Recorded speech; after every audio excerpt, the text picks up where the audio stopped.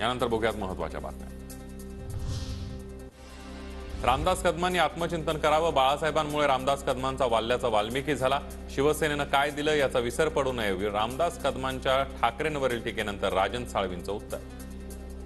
कदमांना माझा इशारा आहे की त्यांनी आपलं आत्मचिंतन करावं। वंदनीय शिवसेना प्रमुख बाळासाहेब ठाकरेंच्या आशीर्वादाने वाल्याचा वाल्मिकी झाला। कोण रामदास कदम शिवसेना 4 शब्द आणि शिवसेना प्रमुख नसते, रामदास कदम कुठे असता याचा विचार त्यांनी करावा।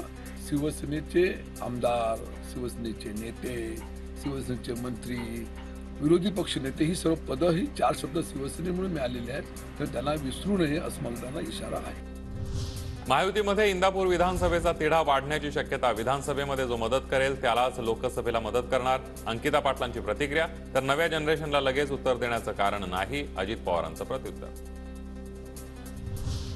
विधानसभा अध्यक्षांच्या निर्णयाविरोधातल्या शरद पवार गटाच्या याचिकेवर उद्या सुप्रीम कोर्टात सुनावणी।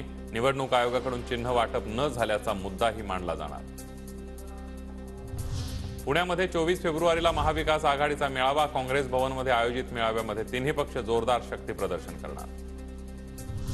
उद्धव ठाकरे 22 आणि 23 फेब्रुवारीला जळगाव, बुलढाणा आणि लोकसभा मतदारसंघाच्या दौऱ्यावर। ठाकरेंच्या एकूण 6 सभा होणार।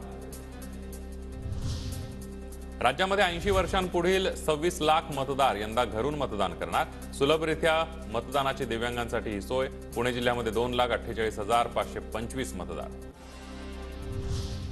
आरपीआयला महायुतीमध्ये लोकसभेची किमान 1 जागा मिळावी। एकही जागा न मिळाल्यास आम्हाला तोंड दाखवणं ही अवघड होईल, रामदास आठवलेंची प्रतिक्रिया। यापुढे राज्यशस्त्र म्हणून दाणपट्ट्याची ओळख निर्माण होणार। मंत्री सुधीर मुनगंटीवारांची माहिती। उद्या शिवजयंतीनिमित्त मुख्यमंत्री शिंदे आणि उपमुख्यमंत्री आग्रा दौऱ्यावर। आंतरवाली सराटीमध्ये जरांगेंच्या सभास्थळी शेतीचं नुकसान झालेल्या शेतकऱ्यांच्या मदतीला मुख्यमंत्री शिंदे। 441 शेतकऱ्यांना पहिल्या टप्प्यामध्ये 32 लाखांची तर दुसऱ्या टप्प्यामध्ये 14 लाखांची नुकसान भरपाई।